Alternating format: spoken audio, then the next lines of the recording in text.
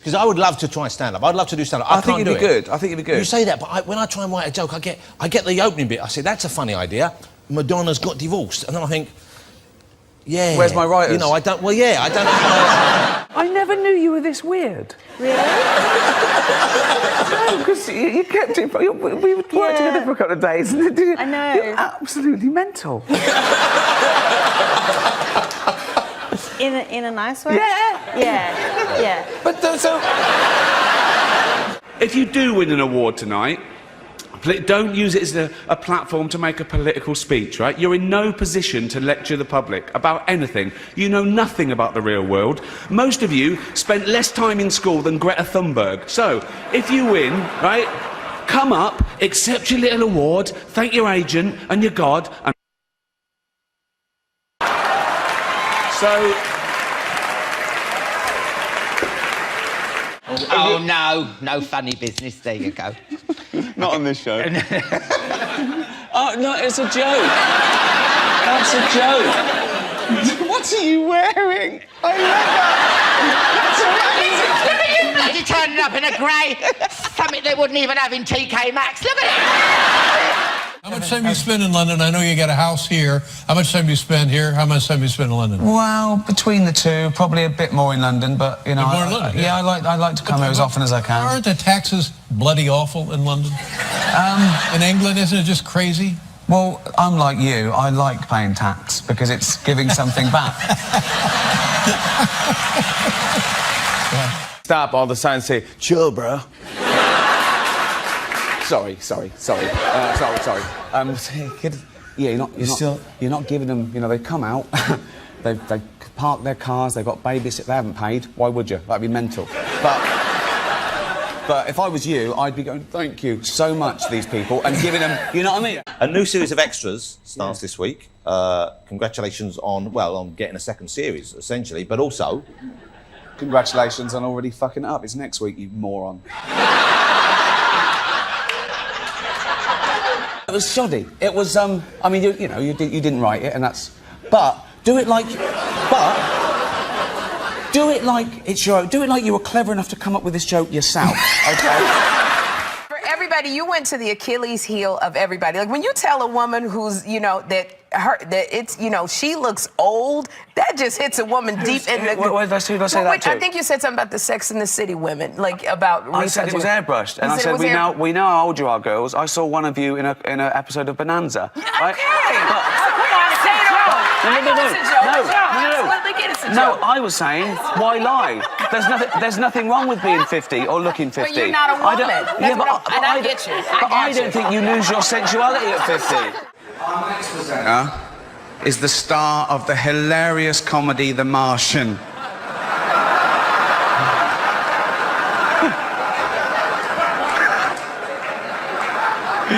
Oh, he nearly died. Right. He's also the only person who Ben Affleck hasn't been unfaithful to. Please welcome Matt Damon.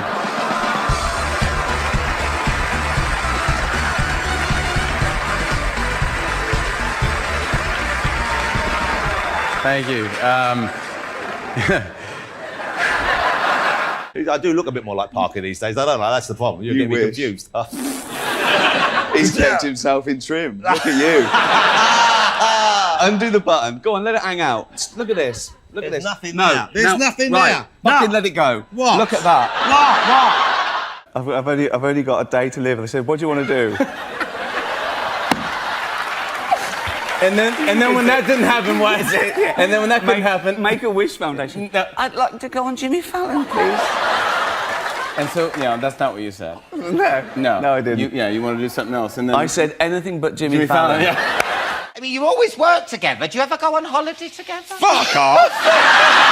Jesus Christ! Can you imagine that?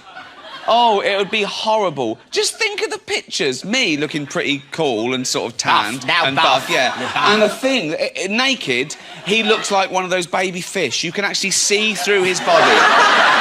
You're one of about 5 people that have been invited round my house. I'm a very sort of private person, apart from, like, you know, workman and postman.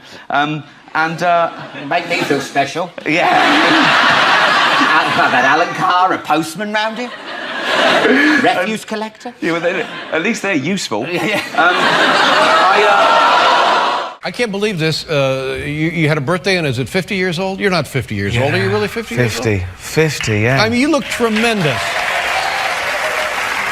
You look like you're 35. If somebody had said to me, how old? I said 35. 35, honestly. You look exactly like you did the first time, except you're in better shape. Remember you used to come out, you're sort of pear-shaped when you come out? Now you look great. You didn't good. Say that at the time, though, did you? No, I didn't know I didn't know what to think. Well, no. You said, well, you look good now because I looked awful before. That's all you're saying. I needed you to say it before. You're pear-shaped. I'd have worked out faster. But now...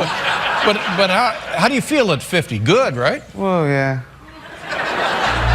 I'm grumpier. I think I'm grumpier. Grumpier? Yeah. I understand you a lot more now. Do you know what I mean? No.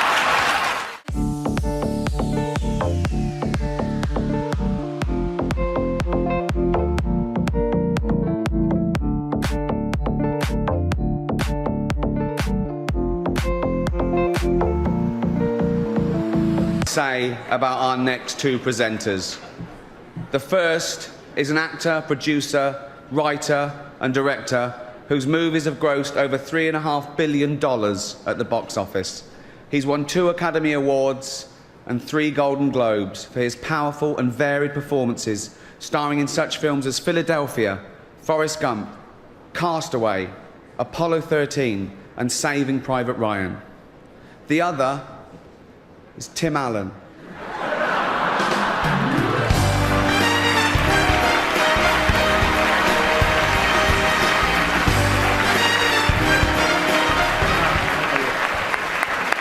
Well, you know, like many of you, we recall back when Ricky Gervais was a slightly chubby but very kind comedian. Yeah. Neither of which is he now.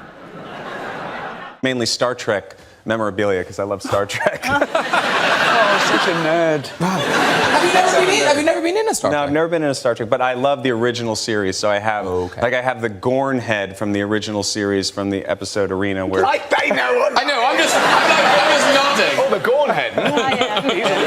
The Gorn head. Okay. I have... What the f*** is a Gorn head? Every time you're on the program, I try to do this, and it always comes out very clumsy. Let me try it one more time. Possibly the best television show ever. What do you think? Possibly. What do you mean?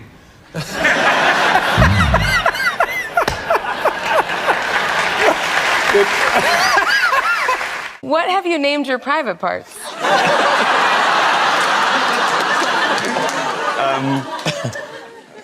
Pamela.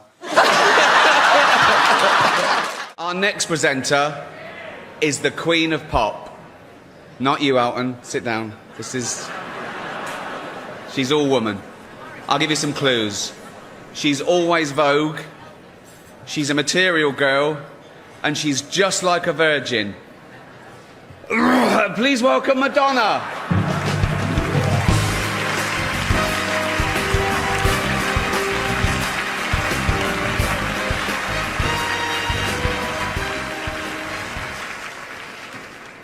If I'm still just like a virgin, Ricky, then why don't you come over here and do something about it?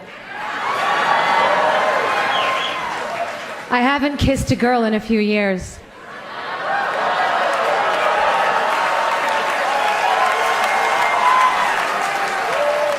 On TV.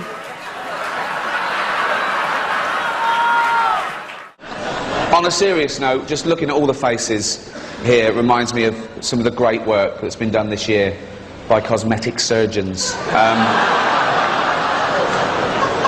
It is an honour to be here in a room full of what I consider to be the most important people on the planet. Actors. They're just better than ordinary people, aren't they? We all know that. Imagine a world without actors. Oh, God, it doesn't bear thinking about it. Imagine if they ever went on strike. Oh, what would we do? You couldn't replace them. You couldn't replace them with any other profession, lawyers or doctors. Can you imagine a real surgeon doing what Hugh Laurie does in-house? It would be pathetic. He'd be all over the place. We're going, oh, where do I stand? How's my American accent? What's my lines? You know, Hugh, with the aid of coaches and stuff, can eventually learn his lines while saving lives. He's a genius. How could you replace Kiefer Sutherland in 24? I'd love to see a real anti-terrorist agent try and defuse a bomb in a busy train station in 1 hour.